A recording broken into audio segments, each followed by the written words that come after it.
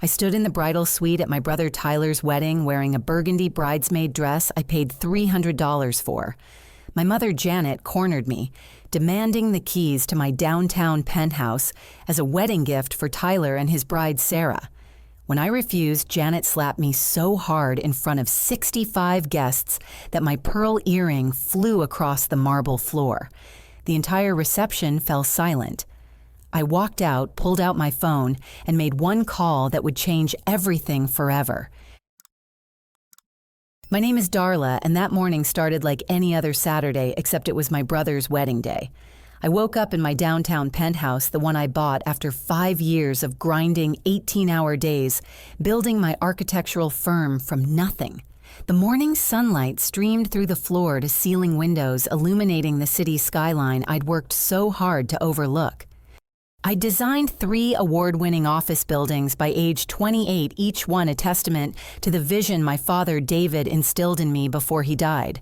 While other kids played with toys, I sketched building blueprints on napkins. Dad would smile and say, I had the mind of an engineer and the heart of an artist. Mom never saw it that way. Growing up, Janet made it crystal clear that Tyler was her golden child.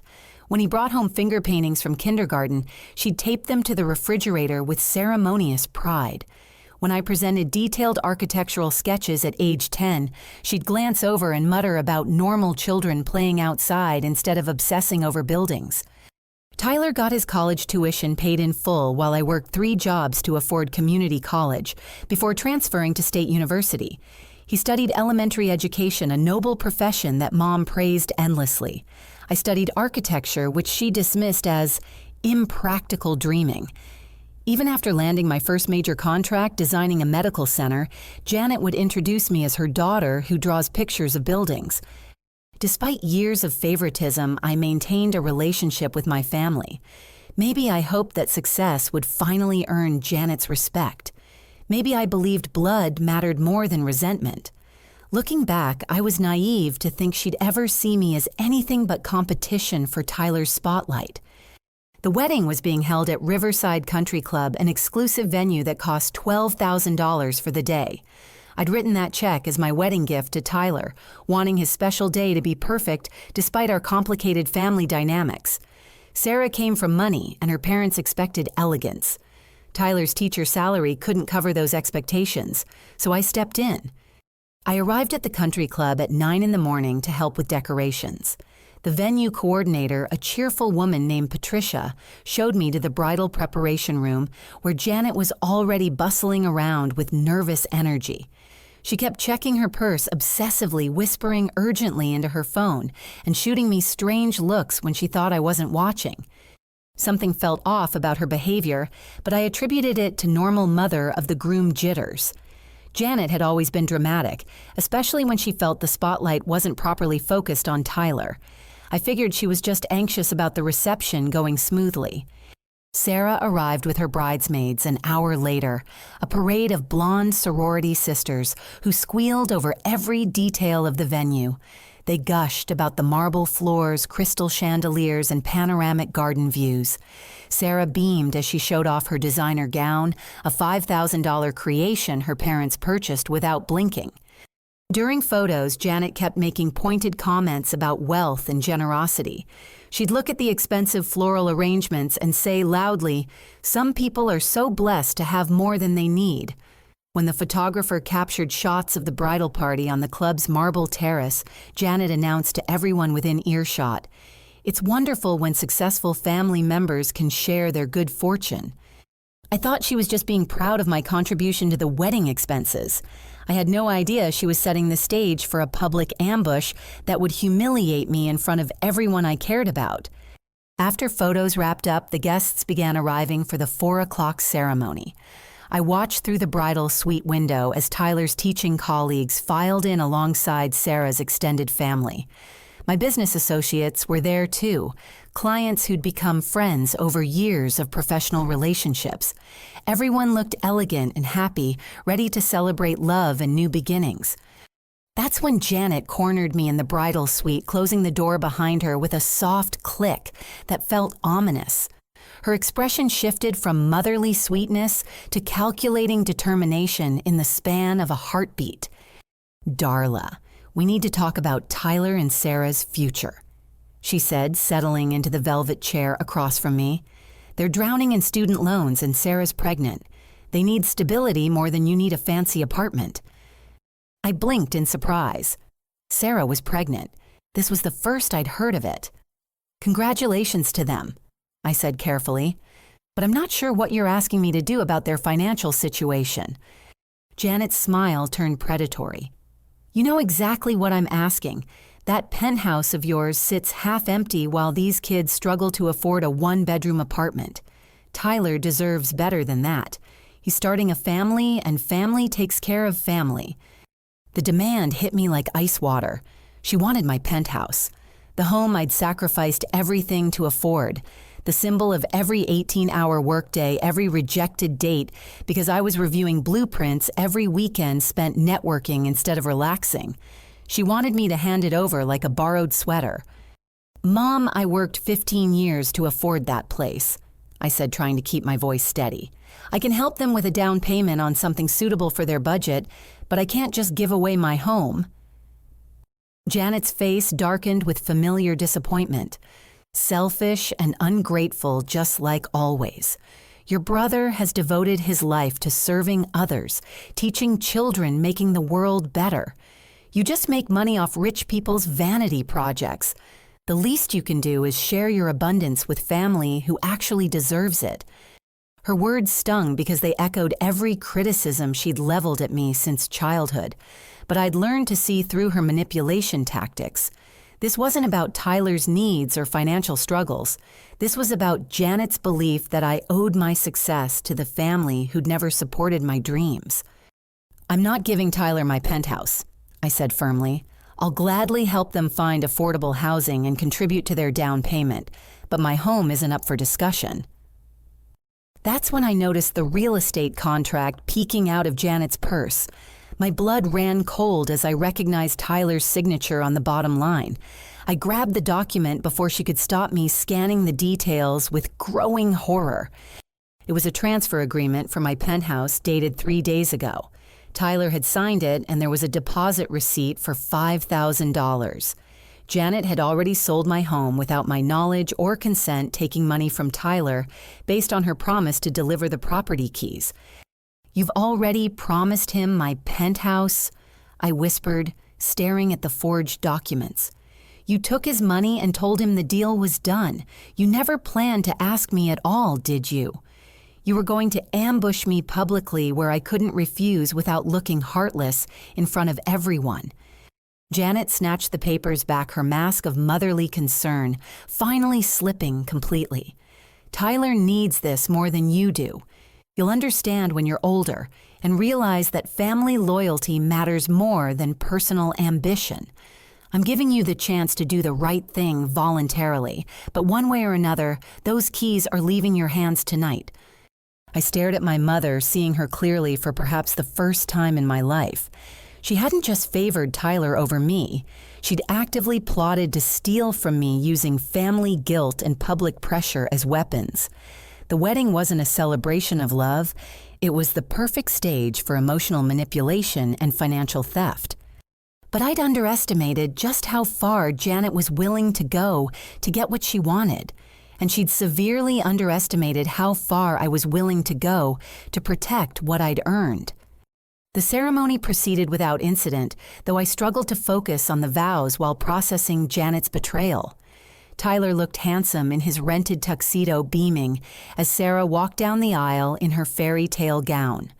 For a moment, I almost forgot about the contract hidden in my mother's purse, almost forgot that this beautiful celebration was built on a foundation of lies and manipulation.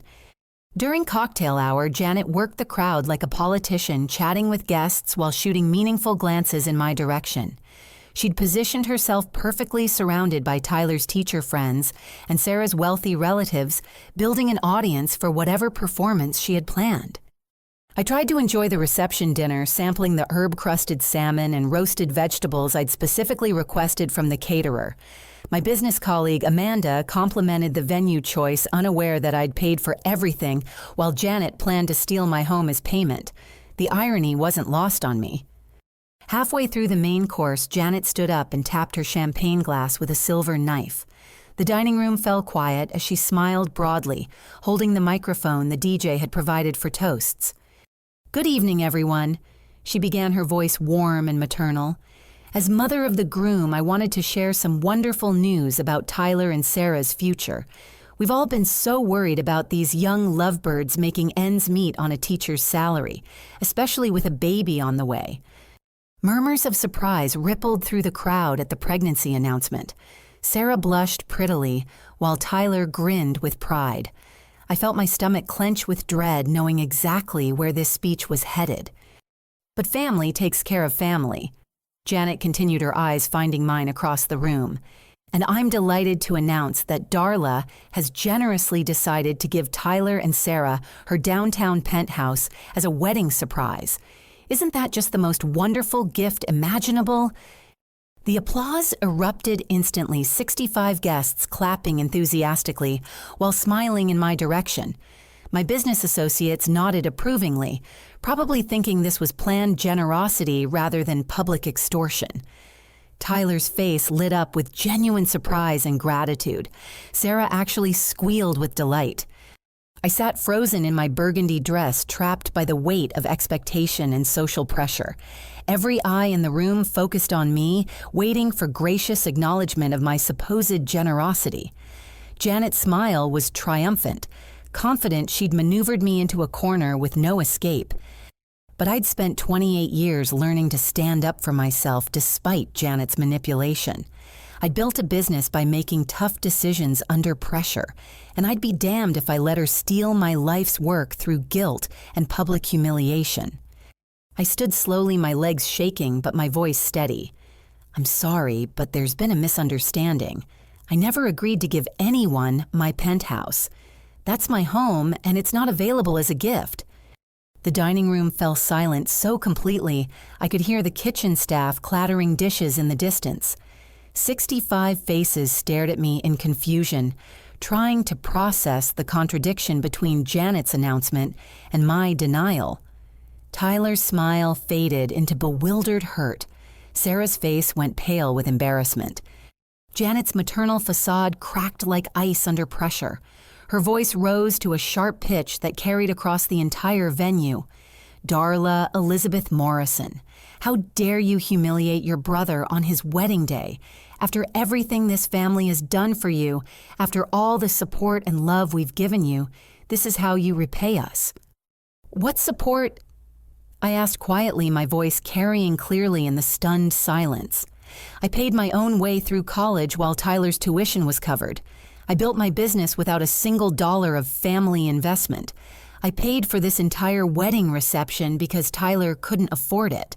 What exactly am I repaying?" Janet's face turned red with fury. "Your selfishness is disgusting.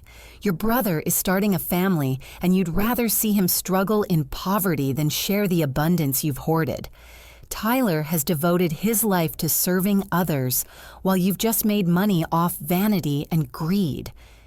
I looked around the room at the uncomfortable faces staring back at me.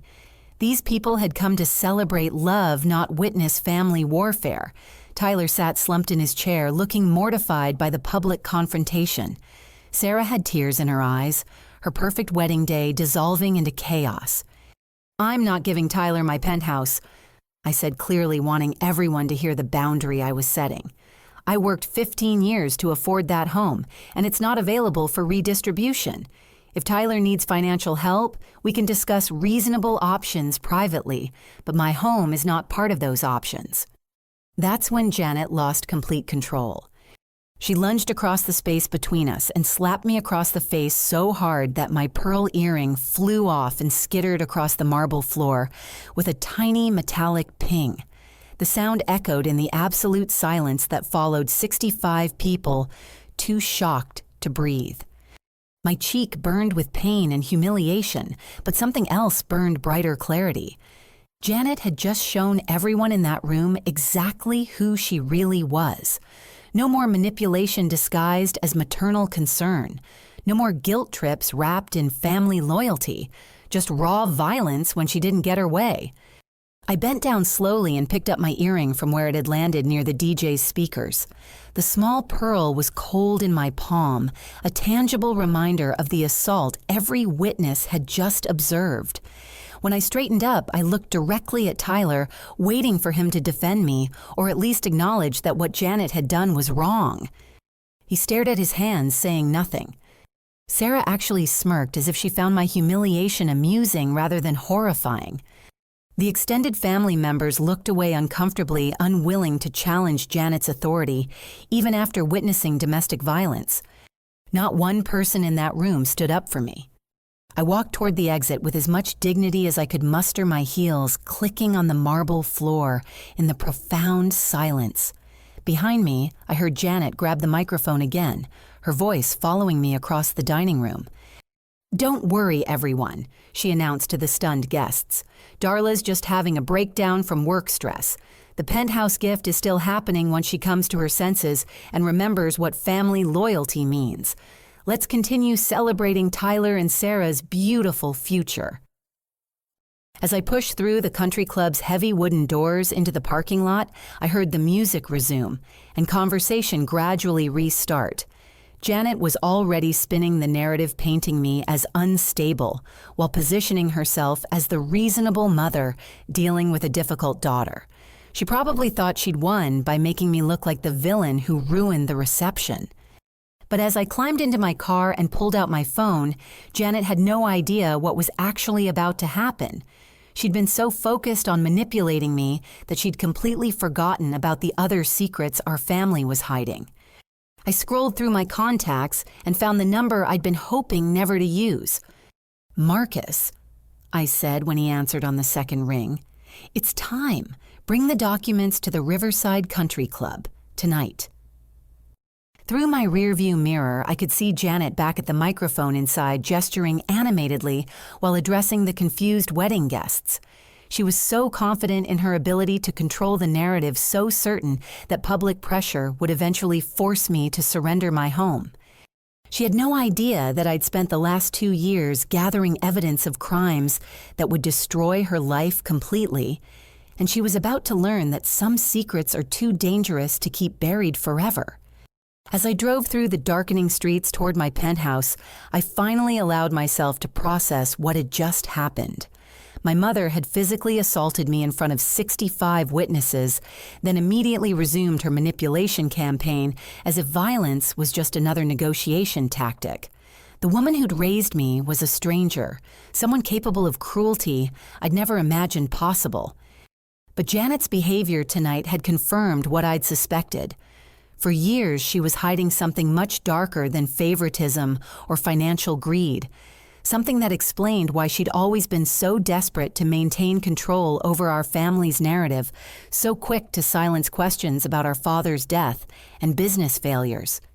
5 years ago, I'd hired a private investigator to look into Dad's construction company collapse, not because I suspected fraud, but because I wanted to understand what had gone wrong. David Morrison had been a respected contractor with a solid reputation and steady client base. His sudden business failure and subsequent heart attack never made sense to me. The investigator, Marcus Chen, was a former federal agent who specialized in white-collar crime. What he discovered turned my world upside down and explained everything about Janet's behavior patterns. Dad hadn't failed in business. He'd been systematically destroyed by his own business partner and brother-in-law, Robert Walsh, Janet's younger brother. Over a period of 3 years, Robert had forged contracts, diverted client payments, and embezzled over $400,000 from the company account. When Dad started noticing financial irregularities, Robert convinced him that the problems were due to David's poor record-keeping and failing memory. The gaslighting campaign was brutal and effective. Dad became convinced he was incompetent, losing confidence in his professional abilities and mental sharpness. He started making genuine mistakes because he no longer trusted his own judgment. The business collapsed under the weight of real and manufactured problems, leaving David financially ruined and psychologically destroyed. But the most horrifying discovery was Janet's role in the conspiracy. She wasn't just a passive beneficiary of the stolen money. Bank records showed that she'd helped Robert hide assets, forge documents, and launder the embezzled funds through a series of shell accounts. The house Tyler grew up in, his college tuition, Janet's comfortable lifestyle during Dad's supposed failure years, all of it was funded by money stolen directly from my father. Janet had watched her husband spiral into depression and self-doubt, knowing she was actively participating in his destruction. She'd comforted him through his business struggles while secretly spending the money Robert was stealing from him. When Dad started getting closer to uncovering the truth, Janet had begun tampering with his heart medication, causing irregular episodes that weakened him further. The medical examiner's report on Dad's death showed inconsistencies in his medication levels that suggested deliberate manipulation. Marcus believed Janet had accelerated Dad's heart attack by altering his prescription dosages, timing his death to occur before he could expose the embezzlement scheme. My father hadn't died of natural causes. He'd been murdered by his wife and business partner to cover up their theft. For 2 years, I'd carried this knowledge while building a bulletproof legal case. Marcus worked with federal investigators to trace the money trail, gather documentary evidence, and establish a timeline of the conspiracy. We could have moved earlier, but I wanted absolute certainty that justice would be served completely. Tonight, Janet had finally revealed her true character in front of witnesses.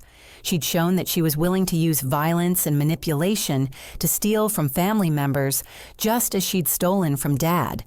The parallel was too clear to ignore, and I was done protecting her from the consequences of her choices. Marcus arrived at the country club exactly 1 hour after my call, just as I'd requested. I watched from the parking lot as he walked through the front entrance carrying a leather briefcase that contained documents capable of destroying Janet's life.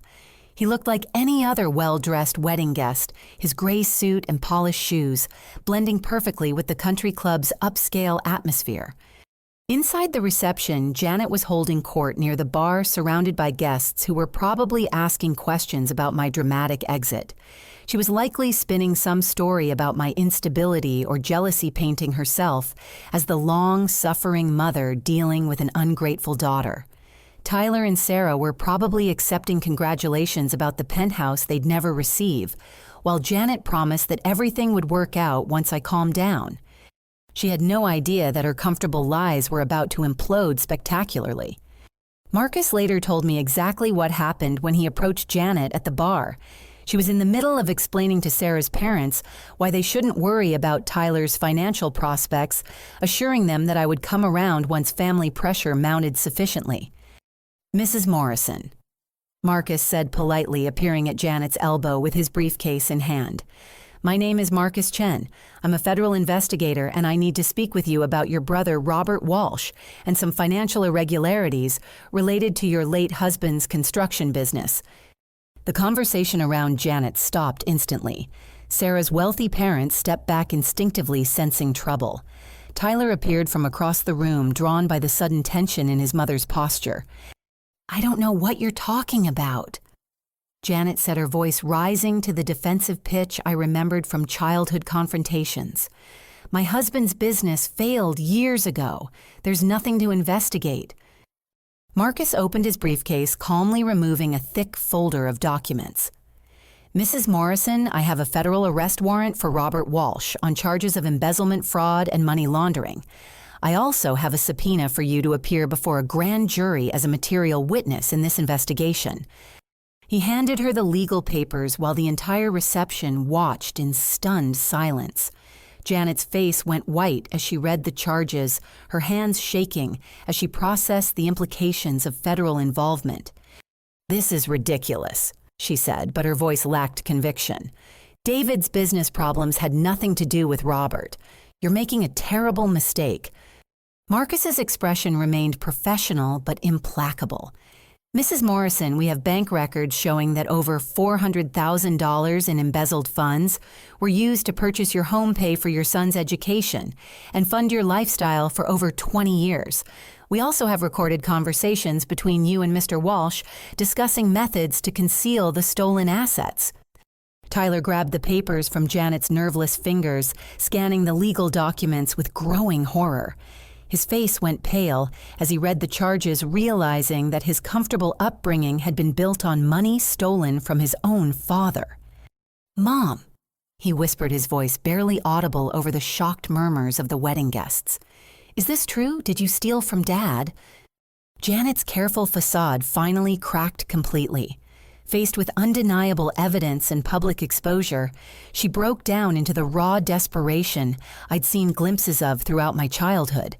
But instead of confession or remorse, she doubled down on manipulation and blame. "This is all Darla's fault," she screamed, her voice echoing through the country club's elegant dining room. "She's vindictive and jealous, and she's making up lies to destroy our family. Don't you see what she's doing? She's punishing us for asking her to share her success." But Marcus wasn't finished. The biggest revelation was yet to come, and it would shatter every assumption Tyler had about our family's history. Marcus remained calm despite Janet's hysterical accusations, his professional demeanor contrasting sharply with her emotional breakdown. The wedding guests had formed a loose circle around the confrontation, too shocked to leave, but too horrified to look away. Tyler clutched the federal documents with white-knuckled hands, his dream wedding dissolving into his worst nightmare. "Mrs. Morrison." Marcus continued, his voice carrying clearly through the stunned reception hall. "The evidence against you and your brother extends far beyond financial fraud. We have documentation showing a pattern of deception that spans 23 years, beginning shortly after your husband's business partnership with Robert Walsh was established." He opened a second folder revealing bank statements, forged contracts, and recorded phone conversations. "These materials demonstrate that you actively participated in embezzling funds from Morrison Construction, while simultaneously convincing your husband that his business failures were due to his own incompetence." Tyler's teaching colleagues began backing away from the family drama, unwilling to be associated with federal criminal charges. Sarah's parents whispered urgently to each other, their faces reflecting the horror of watching their daughter's new family implode in real time. Janet's brother, Robert, had been arrested that morning at his home in Phoenix, where he'd been living comfortably on stolen money for over 2 decades. Marcus explained that Robert had kept detailed records of the embezzlement scheme, believing that documentation would protect him if the partnership ever soured.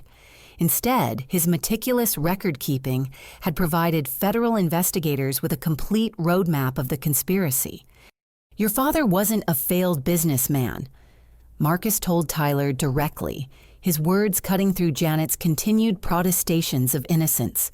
"David Morrison was a successful contractor with a solid reputation who was systematically robbed by people he trusted. The business collapse, his depression, his self-doubt about his professional abilities, all of it was the result of psychological manipulation designed to cover up theft." Tyler stared at his mother with dawning comprehension, pieces of family history suddenly making horrible sense. Janet's mysterious financial security during Dad's supposed business troubles, her insistence that Dad's problems were due to his failing mental capacity, her anger whenever Tyler or I asked questions about the company's collapse. "The house I grew up in," Tyler whispered, his voice barely audible. "My college tuition. Everything was paid for with money stolen from Dad." Sarah grabbed Tyler's arm, her face pale with shock and growing calculation. "Tyler, we need to talk privately, right now." But Marcus wasn't finished revealing the depth of Janet's betrayal. The financial crimes were horrific enough, but the evidence suggested something even darker. "Mrs. Morrison, we also need to discuss your husband's medical care in the months before his death," Marcus said, removing another set of documents from his briefcase. "Hospital records show significant irregularities in David Morrison's heart medication levels, inconsistencies that suggest deliberate tampering." The reception hall fell silent except for the sound of Janet's harsh breathing.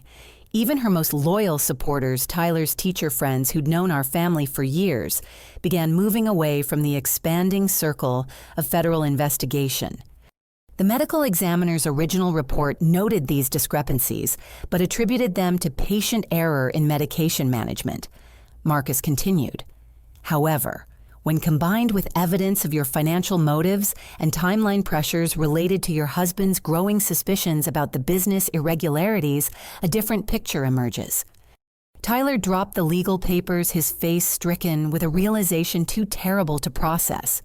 "You killed him," he said to Janet, his voice hollow with shock. "You actually killed Dad to keep him from finding out about the money." Janet's breakdown intensified, but her response revealed the selfishness that had driven decades of manipulation. "He was going to ruin everything," she screamed, abandoning any pretense of innocence. David was starting to ask questions, demanding to see records, threatening to bring in outside accountants. He would have destroyed Tyler's future, taken away everything we'd built. The admission hit Tyler like a physical blow. His mother hadn't just stolen from his father. She'd murdered him to protect stolen money, then spent 23 years letting Tyler believe David had been a failure who died of natural causes. Sarah had heard enough. She grabbed her purse and wedding dress train, heading for the exit while pulling out her phone to call her parents' attorney. "I'm filing for annulment first thing Monday morning," she announced to the room. "I won't be married to a family of criminals." Her wealthy parents followed immediately, their faces reflecting disgust at being associated with the scandal. Sarah's bridesmaids gathered their belongings and fled, wanting no part of the criminal investigation that was clearly just beginning. Tyler stood alone in his wedding tuxedo, abandoned by his new wife, and facing the complete destruction of everything he'd believed about his family and his life. His teaching career would be over once news of the arrests became public. His marriage was already finished. His mother was a murderer who'd built his entire upbringing on blood money. But Marcus had one more revelation that would make Tyler's situation even worse. "Mr. Morrison," he said, addressing Tyler directly, "I need to inform you that this investigation includes your potential involvement as an accessory after the fact. We have evidence suggesting you were aware of financial irregularities in your mother's income sources but chose not to report them to authorities." Tyler's face went ashen. "What are you talking about? I never knew anything about stolen money." Marcus opened another file revealing financial documents with Tyler's signature. These records show that you co-signed several investment accounts and property transfers over the past 5 years, accounts that were funded directly with embezzled money. Your mother listed you as a beneficiary on assets purchased with stolen funds, and you accepted financial benefits while avoiding questions about their source. The evidence was damning. Tyler had received graduation gifts, car payments, and down payment assistance that all trace back to money stolen from his father. When he'd asked about Janet's financial resources, she'd given vague answers about insurance settlements and investment returns. Tyler had chosen to accept those explanations without investigation, willfully blind to obvious inconsistencies. "I didn't know," Tyler whispered, but his voice lacked conviction. Deep down, he'd suspected something was wrong with Janet's financial situation. A widow living on teacher retirement benefits shouldn't have been able to afford expensive gifts and generous support, but questioning the source would have meant risking the comfortable lifestyle he'd grown accustomed to. Marcus handed Tyler another set of legal papers. "You're not being arrested tonight, but you are required to appear for questioning next week. I strongly recommend you contact a criminal defense attorney." As Tyler processed the collapse of his entire world, Janet made one final attempt at manipulation. She grabbed his arm desperately, her face streaked with tears and mascara. "Tyler, don't let them do this to us," she pleaded. "Everything I did was for you, to give you the life you deserved. Your father would have wasted it all on his pride and principles. I saved that money for your future." But Tyler finally saw through the lies that had shaped his entire life. Janet hadn't saved anything. She'd stolen from her husband, murdered him. To cover the theft, then spent decades gaslighting her children about their father's character and legacy. The golden child was about to learn what it felt like to face consequences for the first time in his privileged life. The police arrived at Riverside Country Club 20 minutes after Marcus made the arrests, their flashing lights turning the elegant wedding venue into a crime scene. Guests who hadn't already fled gathered in the parking lot taking photos and videos that would soon be circulating on social media. Tyler's perfect wedding had become a public spectacle of family destruction and criminal exposure. Janet was handcuffed and led away in her mother-of-the-groom dress, still screaming about my vindictiveness and Tyler's innocence. She couldn't accept that her own actions had created this disaster. Even facing federal charges for murder and embezzlement, she blamed everyone except herself for the consequences of her choices. The local news stations picked up the story within hours. Video footage of Janet's arrest at the wedding reception went viral, turning our family tragedy into entertainment for strangers across the country. Tyler's students' parents started calling the school district, demanding his resignation before Monday morning arrived. Over the following weeks, I testified as the key witness who'd uncovered the financial fraud. The evidence was overwhelming: forged documents, diverted payments, shell accounts, recorded conversations between Janet and Robert discussing how to hide the stolen money. Federal prosecutors had built an airtight case that left no room for reasonable doubt. Janet's defense attorney tried to paint her as a victim of Robert's manipulation, claiming she'd been coerced into participating in the embezzlement scheme. But recorded conversations revealed her active involvement in planning the theft and cover-up. She'd been an equal partner in destroying Dad's business and reputation. The murder charges took longer to develop, requiring forensic analysis of Dad's medical records and testimony from healthcare providers who'd treated him in his final months. The evidence showed a clear pattern of medication, tampering designed to weaken his heart and accelerate his death. Janet had literally poisoned her husband to prevent him from discovering her theft. Tyler's life imploded completely during the legal proceedings.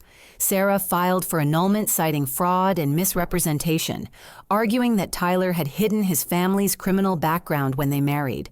Her wealthy parents hired attorneys to ensure their daughter suffered no financial consequences from her brief association with our family. The school board placed Tyler on administrative leave pending the outcome of criminal charges, effectively ending his teaching career. Parents didn't want their children taught by someone whose family money came from murder and theft. His reputation in the education community was destroyed beyond repair. Tyler lost his apartment when landlords discovered his connection to the federal investigation. Bank accounts were frozen as prosecutors traced assets back to their criminal sources. He was forced to move back into Janet's house, which federal marshals promptly seized as proceeds of crime. The extended family members who'd attended the wedding began distancing themselves from the scandal, unwilling to be associated with murder and embezzlement charges. Tyler found himself completely alone, abandoned by everyone who'd previously celebrated his success and good fortune.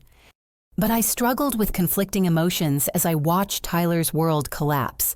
Part of me felt justice being served after years of watching him benefit from Janet's favoritism. But another part recognized that Tyler had been manipulated and used just like Dad, though his victimization didn't excuse his willful blindness to obvious problems. 3 months into the legal proceedings, Tyler appeared at my penthouse door at 11 o'clock on a rainy Thursday night. I almost didn't recognize him through the security camera. The confident, well-dressed teacher had been replaced by a hollow-eyed stranger in wrinkled clothes who looked like he hadn't slept in weeks. I considered not answering the door. Tyler had made his loyalties clear at the wedding when he chose silence over defending me from Janet's assault. But curiosity and residual family attachment convinced me to let him inside. "Darla," he said, stepping into my foyer with nervous energy, "we need to talk about Mom's situation. This whole investigation has gotten out of hand and innocent people are getting hurt." I led him to the living room where floor-to-ceiling windows revealed the city lights twinkling in the darkness. Tyler had never seen my penthouse before since Janet had discouraged family visits to my home. He looked around at the elegant furniture and original artwork with something resembling resentment. "Tyler, what can I do for you?" I asked, settling into my favorite armchair while he paced restlessly near the windows. "You can end this," he said, turning to face me with desperate intensity. "You can tell the prosecutors that you were mistaken about Mom's involvement in Dad's business problems. Without your testimony, they don't have a strong enough case to pursue murder charges." I stared at my brother in disbelief. Even after learning the truth about Janet's crimes, even after watching his life destroyed by her lies, Tyler was asking me to help her escape justice. "Tyler, you saw the evidence. You heard the recorded conversations. Mom and Robert stole over $400,000 from Dad's business, then killed him to cover it up. Why would you want to protect someone who committed murder?" Tyler's composure cracked, revealing the broken man beneath his desperate manipulation attempt. "Because she's still my mother and she's all the family I have left. Sarah's gone, my career is finished. I have nothing. If Mom goes to prison for life, I'll be completely alone." The admission revealed Tyler's true motivation. He wasn't defending Janet out of love or belief in her innocence. He was protecting her because he needed someone to take care of him now that his comfortable life had collapsed. Even after learning about the murder and theft, Tyler prioritized his own security over justice for our father. But Tyler had saved the worst revelation for last, and it would change everything I thought I knew about his role in Janet's crimes. Tyler's desperation grew more apparent as he continued pacing around my living room, his hands shaking with nervous energy. The confident golden child who'd basked in Janet's favoritism had been replaced by a broken man facing consequences for the first time in his privileged life. "Darla, you don't understand what this investigation is doing to innocent people," he said, his voice taking on the manipulative tone I remembered from childhood arguments. "Yes, Mom made mistakes with Dad's business, but destroying her life won't bring him back. You're hurting the family over something that happened decades ago." I watched Tyler attempt to minimize murder and embezzlement as mere mistakes, recognizing Janet's influence in his twisted logic. She'd raised him to believe that consequences were optional for their family, that charm and manipulation could solve any problem. "Tyler, those weren't mistakes," I said firmly.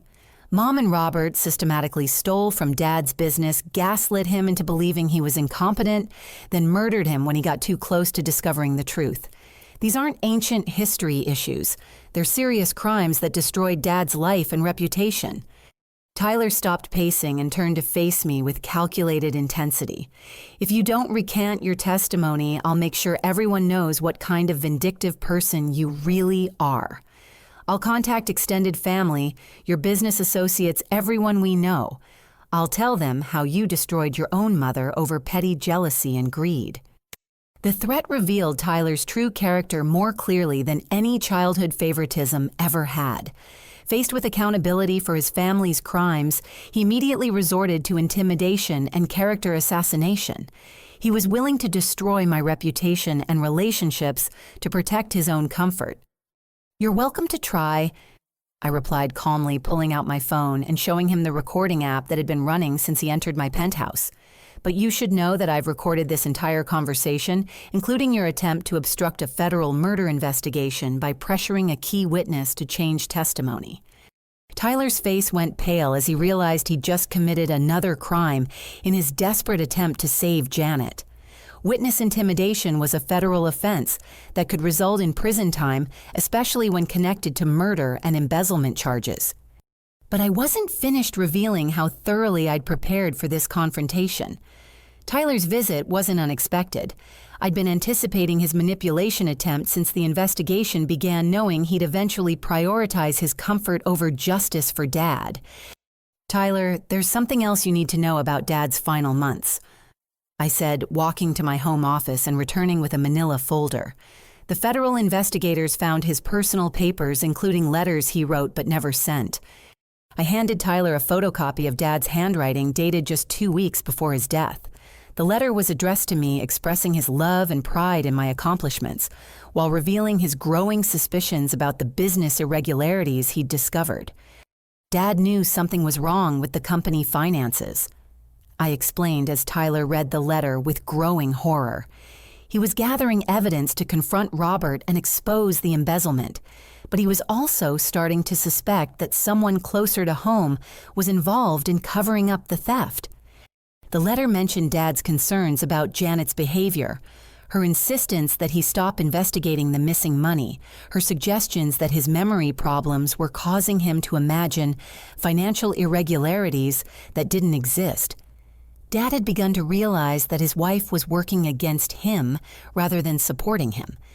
Tyler read the letter twice, his face reflecting the terrible realization that our father had died, knowing he was being betrayed by the people he trusted most. Dad's final weeks had been filled with growing awareness that his business failure wasn't due to his own incompetence, but deliberate sabotage by his family. "There's more," I said, showing Tyler additional documents from Dad's hidden safe deposit box. He was planning to file criminal charges against Robert and divorce Mom when he died. The investigators found appointment cards for meetings with attorneys and forensic accountants. Dad was going to expose everything. Tyler stared at the evidence with dawning comprehension.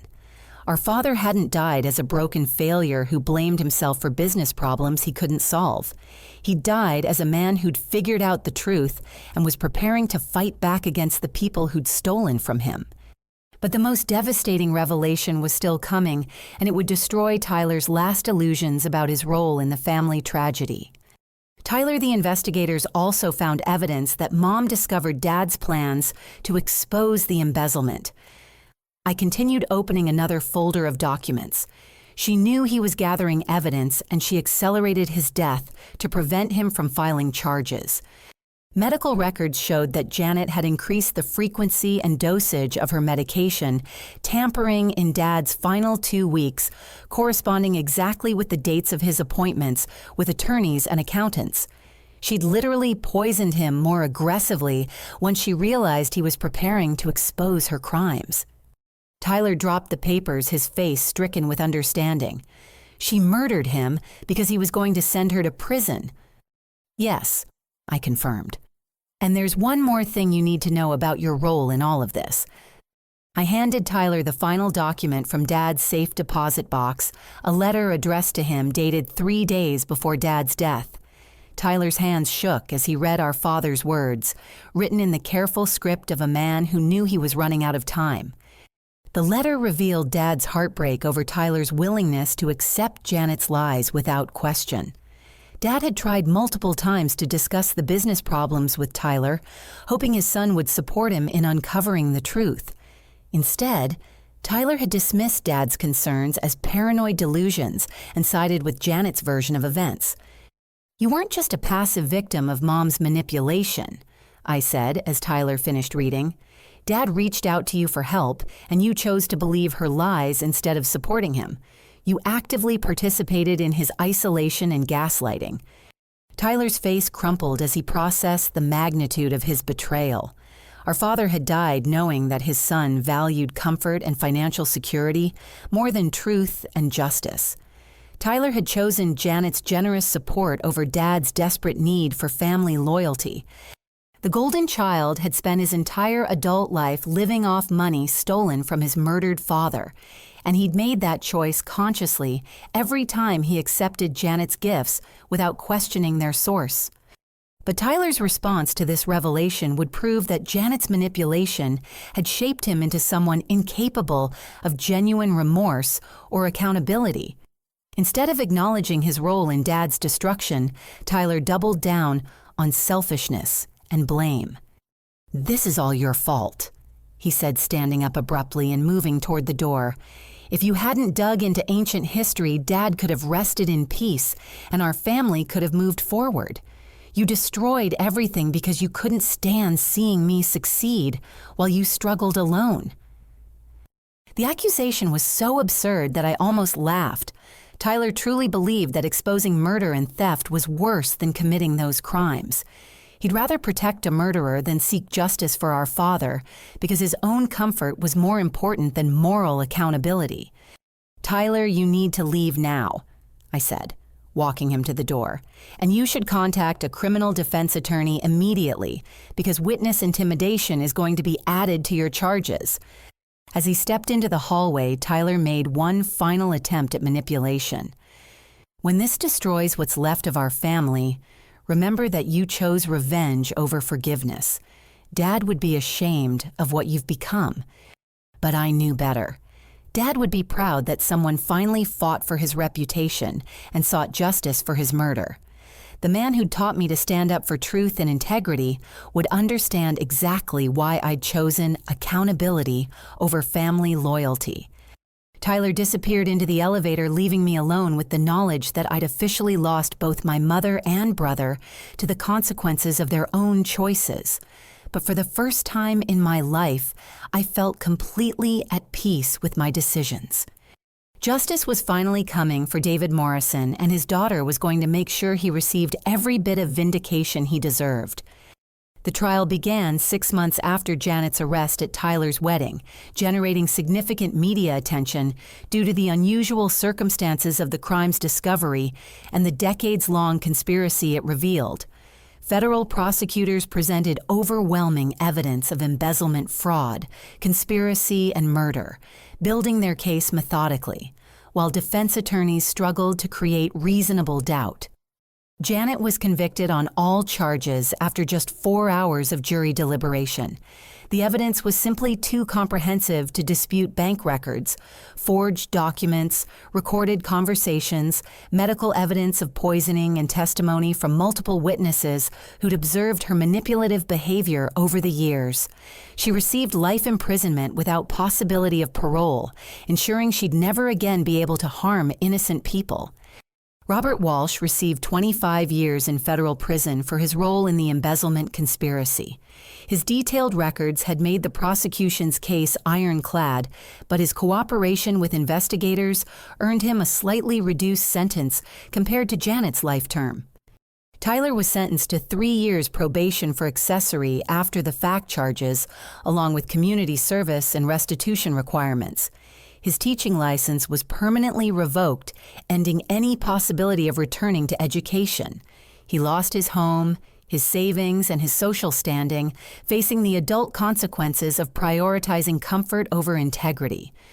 The financial restitution phase of the legal proceedings restored Dad's stolen money to his estate, which I inherited as his surviving child who'd fought for justice. The amount had grown substantially over 23 years of investment and interest, making me significantly wealthier than I'd been before exposing the crimes. But the money mattered less than the restoration of Dad's reputation. Court records officially established that David Morrison had been a successful businessman who was systematically destroyed by criminals he trusted. His supposed failure and incompetence were proven to be lies created to cover up theft and murder. I used the inheritance to establish the David Morrison Foundation, providing business loans and legal assistance to entrepreneurs who'd been cheated by dishonest partners. The foundation's mission statement honored Dad's integrity while helping other victims seek justice against white-collar criminals. The work gave me purpose beyond personal success, connecting me with people who understood the devastation of betrayal by trusted family members or business associates. Many of our loan recipients had stories similar to Dad's talented individuals whose careers had been destroyed by systematic theft and manipulation. Through the foundation, I met genuine people who valued honesty and hard work over wealth and social status. My dating life improved dramatically once I surrounded myself with individuals who shared my commitment to integrity. I began a relationship with James Patterson, an engineer whose construction company had been saved by a foundation loan after his business partner embezzled startup funds. The extended family members who'd attended Tyler's wedding began reaching out to me once the trial concluded, and Dad's innocence was officially established. My aunts, uncles, and cousins revealed that they'd always suspected Janet's stories about Dad, but had been afraid to challenge her version of events. Uncle Frank, Dad's older brother, shared memories of David's kindness and professional competence that contradicted everything Janet had claimed about his character. Aunt Susan admitted that the family had noticed Janet's mysterious financial resources, but assumed David had been more successful than they realized.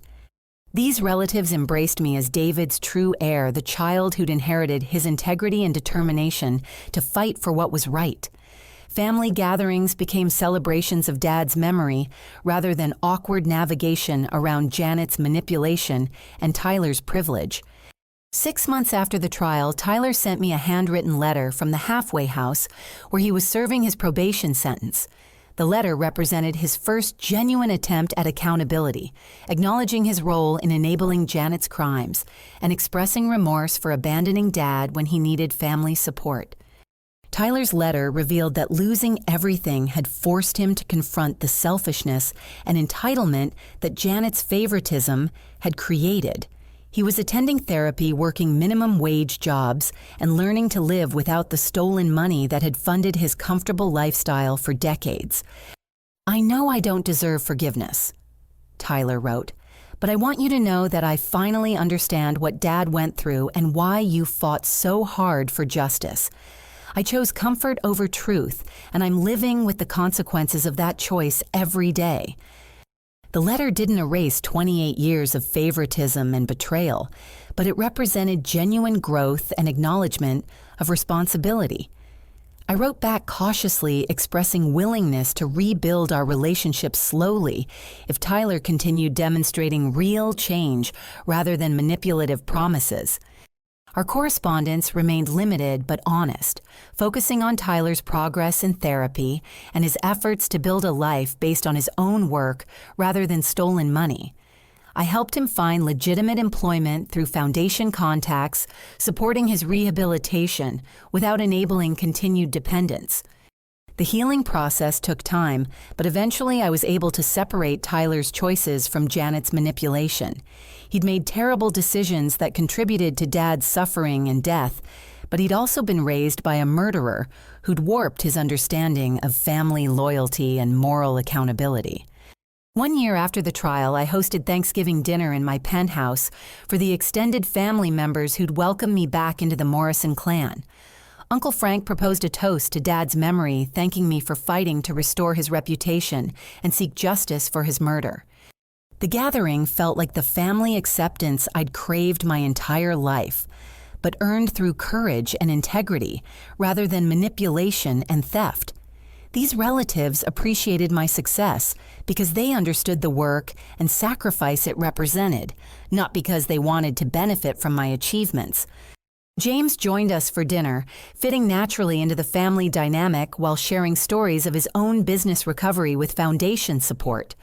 Our relationship had grown stronger through shared values and genuine compatibility, rather than the superficial connections I'd experienced before surrounding myself with honest people. As we sat around the dinner table sharing gratitude and memories, I reflected on the journey that had brought me to this moment of peace and belonging. Fighting for Dad's justice had cost me the family I'd grown up with, but it had given me the family I'd always deserved. Tyler sent a card that Thanksgiving expressing hope for eventual reconciliation built on truth rather than manipulation. He was slowly earning back my trust through consistent actions and genuine accountability, but our relationship would never return to the naive acceptance of childhood. The penthouse that Janet had tried to steal remained my sanctuary, a symbol of everything I'd achieved through honest work and principled choices. But it was no longer just a personal refuge. It had become the headquarters for a foundation that honored Dad's memory by helping other victims of betrayal and theft. Looking out at the city skyline that night, I felt profound gratitude for the courage that had led me to expose Janet's crimes despite the personal cost. Dad's reputation was restored, his murder had been avenged, and his legacy lived on through work that helped other families seek justice against criminals who'd betrayed their trust. The little girl who'd sketched buildings on napkins had grown into a woman who built more than structures. I'd built a life based on truth, integrity, and genuine connections with people who valued character over comfort. Most importantly, I'd learned that family isn't defined by blood relations or shared history. Real family consists of people who support your growth, celebrate your successes, and stand by you when you make difficult but necessary choices to defend what's right. Dad would be proud of the woman I'd become and the foundation that carried forward his values of honesty, hard work, and justice for everyone who deserved protection from predators who prey on trust and love. As I often tell the business owners we help through the foundation, sometimes the most loving thing you can do for family is hold them accountable for their choices, even when that accountability comes at great personal cost. Truth and justice matter more than comfort and convenience, and real healing can only begin when people face the consequences of their actions honestly. Have you ever had to choose between family loyalty and doing what's right? Even when that choice came at a great personal cost, I'd love to hear your thoughts about standing up for truth when it means challenging people you love. Please share your experiences in the comments below. Hit the like button. If this story resonated with you, subscribe for more stories about finding strength in difficult family situations, and share this video with anyone who might need encouragement to stand up for what's right even when it's hard. Thank you for listening to my story, and I hope it inspires you to choose courage and integrity in your own life, no matter what obstacles you might face.